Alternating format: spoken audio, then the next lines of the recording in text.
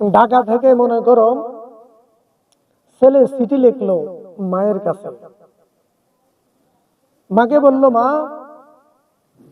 আমার আলমারিতে রেখে আসছিলাম 10টি টাকা, মা ওখান 10টি টাকা থেকে তুমি 2টি টাকা নিজের জন্য খরচ করিও, 2টি টাকা তোমাদের পুত্রবধূকে দিও, 2টি টাকা দিয়ে 2টি গাছের চারা লাগাবে, 2টি টাকা আল্লাহর রাস্তায় দান করবে। এইভাবে কিছু উপদেশ বা কিছু অনুরোধ মায়ের কাছে করলো। মা চিঠি পেয়ে বুকের ধন মানিক রতন চিঠি লিখেছে, বুকের ধন মানিক রতন চিঠি লিখেছে, নিজে পড়তে না জানলেও প্রতিবেশীর কাছে যাইয়া সেই চিঠিটা শুনলো।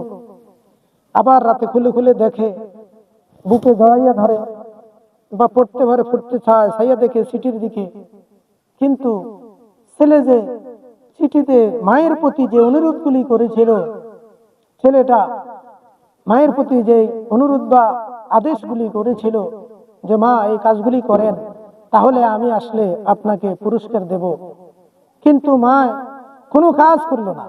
চিঠি বুকে জড়াইয়া নিল, সুমা দিল, আমার পানের ধন মানিক রতন চিঠি লিখেছে, সেই চিঠি পড়লো, কোফালে লাগাইলো কিংবা অন্যের দ্বারা শুনলো, কিন্তু সেই উপদেশ অনুযায়ী কোনো কাজ করলো না, অনুরোধ অনুযায়ী কোনো কাজ করলো না। আপনারা বলেন তো সে কি পুরস্কার পাবে? কখনো সম্ভব নয়। তাই যেইভাবে মা তার সন্তান মায়ের কাছে চিঠি লিখলো, কিংবা সন্তান মায়ের কাছে চিঠি লিখলো, বা স্বামী স্ত্রীর কাছে চিঠি লিখে যে আদেশ অনুরোধগুলি করেছিল, সে একটি কাজও যদি না করে, শুধু চিঠি পড়লো, জুড়াইলো, কোফালে লাগাইলো, সময় দিল, পকেটে রেখে দিল, যত্ন করলো, কাবারে মোড়াইয়া উপরে আলমারির ভিতরে রেখে দিল, যতই যত্ন করুক, যদি উপদেশগুলি পালন না করে, কখনো পুরস্কার পাওয়া সম্ভব না। তাই মহান রবের পক্ষ থেকে বান্দার প্রতি যে চিঠি, সেই চিঠির আল্লাহ রাব্বুল আলামিন যেই আদেশগুলি, যেই উপদেশগুলি করেছিল, যদি সেগুলি আমরা পালন না করি, আদেশগুলি পালন না করি, নিষেধগুলি যদি না মানি, তাহলে কি রবের পক্ষ থেকে পুরস্কার পাওয়া যাবে? যদি সেই মহান পানিটাকে কভারে রাখা, বুকে জড়াইয়া সুমা দিলাম, কোফালে লাগাইলাম, কভার করে আলমারিতে রাখলাম, অন্যের মুখে তুলে সুবহানাল্লাহ আলহামদুলিল্লাহ শুধু পড়লাম, কিন্তু চিঠিতে যেই আদেশ উপদেশগুলি করা হয়েছিল একটাও মানা হলো না, বা আদেশগুলি মানা হলো না, বরং অস্বীকার করা হলো, হয়তো কথার দ্বারা অথবা কর্মের দ্বারা, তাহলে কি রবের পক্ষ থেকে পুরস্কার পাওয়া সম্ভব? কঠিন কালেও না।